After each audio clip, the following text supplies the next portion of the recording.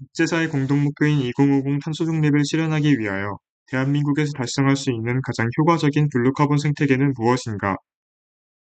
언제나 머릿속 한자리를 차지하는 질문이 있다. 대한민국에서 탄소 중립이 가능할까? 2018년 대한민국 연간 탄소 배출량은 흡수량의 약 20배에 달한다. 탄소 중립을 위해선 탄소 흡수량을 늘려야 하는 상황에서 나는 블루카본을 떠올렸다. 쉽게 말하자면 바다에 있는 식물을 이용하자는 것이다. 이들은 육상 식물보다 수십 배 많은 탄소를 흡수할 수 있다. 지구온난화로 인해 대한민국에 도래할 아열대 기후에 맞추어 돌파구로서 맹그로브를 활용하고자 한다. 한 번도 본 적 없는 맹그로브를 만나기 위해 나는 살아 숨쉬는 것으로 직접 떠나기로 했다. 맹그로브 탐사의 목적지로 코타키나발루를 정한 이유는 도심에서 맹그로브 습지를 잘 보존하고 있고 맹그로브의 가치를 잘 인식하고 있는 곳이기 때문이다. 맹그로브의 풍부한 생태를 직접 관찰하며 소중히 여기는 모습을 몸소 느끼고 싶었다. 하지만 맹그로브 습지는 내 기대만큼 사랑받고 있진 않았다. 사람들은 코타키나발루 맹그로브 숲을 관광지로 이용하지만 삶의 터전으로서 사랑하기보다는 경제적 수단에 가까웠다. 그래서 맹그로브를 우리나라에서도 실현할 수 있다는 의지를 맹그로브 자체에서 찾아보았다. 맹그로브는 괴상하게 생긴 뿌리로 이름을 널리 알렸다. 양초 같은 생김새나 복잡하게 얽혀있는 뿌리는 바닷물의 염분도 섞이고 산소도 부족한 물에서 살아남기 위한 맹그로브만의 생존 전략이다. 흡수된 염분은 잎을 통해 배출하기도 하고 주화를 떨어뜨려 유전자를 멀리 퍼뜨리기도 한다.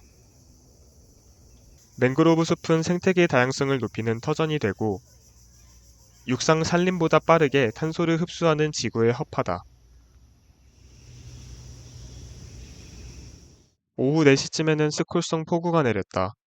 불규칙하게 쏟아지는 매서운 비는 우산으로는 막을 수 없었다. 강물은 점차 불어나고 맹그로브 숲에서 나가야만 했다. 그런데 아까 보았던 새는 몸을 웅크리고 그대로 비를 즐기고 있었다. 이때 뜻밖의 순간에서 진정한 평화를 느낄 수 있었다. 갑자기 내리는 비에 불평하거나 숨지 않고 즐기고 있으며 나 또한 마음이 고요해졌다. 현대 사회에서는 모두가 바쁜 계획을 가지고 예민하고 쉴 새 없이 살아가고 있지만 오직 자연이 지배한 이 숲에서는 그런 불편한 규칙이 적용되지 않는다. 평화는 계획과 통제에서 벗어나 자연의 흐름과 공존하는 것이다. 거센 비에 강물이 불어나 도망쳐온 실내 전시실에서 인간이 자연에 접근해야 하는 속도를 깨달았다.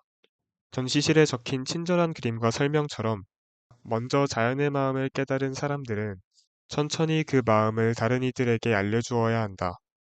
사람들에게 느려도 괜찮아 라는 메시지를 전달하고 싶다. 평화는 인간과 자연의 경계를 다시 그리는 일이다.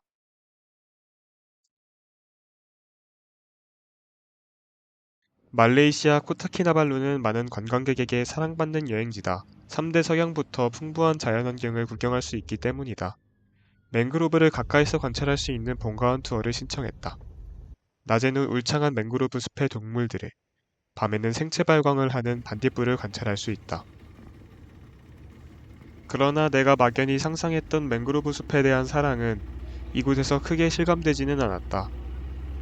숲을 보존해야 한다는 절박함보다는 이 투어가 생계 유지를 위한 수단이라는 인식이 커 보였다.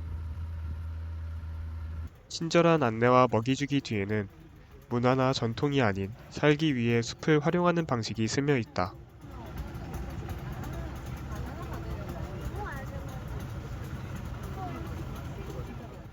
강을 따라 이동하다 보면 플라스틱 병이나 비닐 조각 같은 쓰레기가 간간히 떠내려오는 모습도 눈에 띄었다. 깨끗하고 관리된 자연을 상상하며 왔던 내게 곳곳의 쓰레기들은 또 다른 현실을 드러내고 있었다. 기후위기 대처를 위한 도입이 순탄치 않을 것이라고 말하는 듯 했다. 자연 속에서 치열하게 살고 있는 생물들에게 인간의 이익만을 위해 삶을 방해하고 있었다. 자연을 함부로 대하는 행동과 울렁거리는 기름 냄새는 보존과 생계의 경계에서 흔들리는 복잡한 현실을 나타냈다.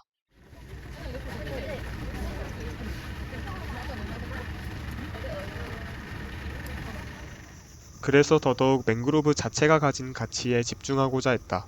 자연 친화적 환경을 자랑하는 만큼 곳곳을 누비는 동물들도 많이 볼 수 있었다.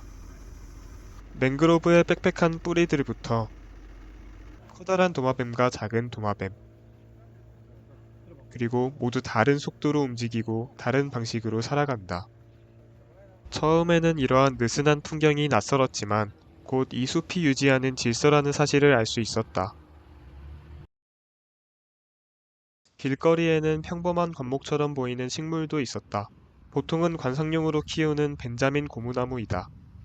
줄기에 하얗게 붙어있는 얼룩들은 병균처럼 보이기도 하지만 곰팡이와 남세균이 서로 의존하며 만든 작은 생태 공동체, 지르이다. 전혀 다른 생물이 공생하는 이 구조는 자연이 가져온 평화의 방식이다. 혼자서는 살 수 없는 존재가 서로 결핍을 나누며 강해진다. 부족함을 인정하고 서로 기대며 살아가는 방식. 갈등을 없애는 것이 아니라 서로의 다름을 있는 그대로 받아들이는 것이 평화다. 여행을 계획하기 전 질문에 대한 이유와 결과에 대해 확실히 하고자 했다. 2050년 탄소 중립을 위해 대한민국에서 달성할 수 있는 가장 효과적인 블루카본 생태계는 무엇인가? 맹그로브는 그 해답이 될 수 있는가? 여행을 통해 어떤 도움을 줄 수 있을까? 어떤 블루카본을 선택하더라도 그 안에서 인간과 자연이 맺는 관계와 얼마나 평화로운 속도로 공존하느냐가 핵심이라는 사실을 맹그로브가 보여줄 수 있었다. 여행에서 마주한 평화는 항상 뜻밖에서 나타났다. 맹그로브의 가치를 가장 잘 보여줄 것이라 믿었던 것은 현지인의 태도와 보존의 노력들이었지만 기대는 종종 실망으로 돌아오곤 했다. 하지만 기대가 무너진 자리에서 뜻밖의 평화를 발견했다.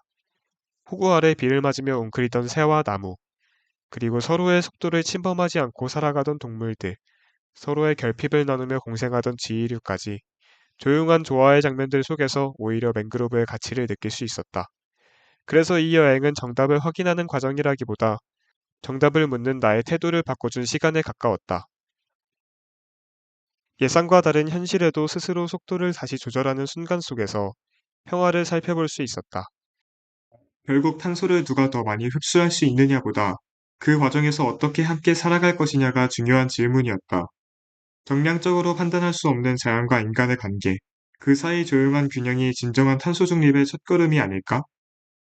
대한민국에서 가장 효과적인 블루카본 생태계가 무엇인지 앞으로 더 공부하고 현장을 만나야만 알 수 있을 것이다. 어쩌면 갯벌일 수도, 맹그로브 숲일 수도, 잘피 숲일 수도 있다. 우리는 이미 기후변화의 티핑 포인트를 넘어섰고 엎질러진 기후변화에 적응해야 한다. 자연의 속도에 맞추어 공존하는 마음가짐이 있다면 맹그로브를 기후위기의 돌파구로 활용할 수 있을 것이다. 언젠가 대한민국에서의 블루카본을 논의할 때 그 출발점에는 코타키나발루의 맹그로브 숲과 평화는 뜻밖이다라는 문장이 함께 자리하고 있을 것이다. 나에게 평화는 홍제에서 벗어나 자연의 흐름과 함께 존재하는 것이다. 나에게 평화는 인간과 자연의 경계를 다시 그리는 일이다. 나에게 평화는 서로의 다름을 있는 그대로 받아들이는 것이다.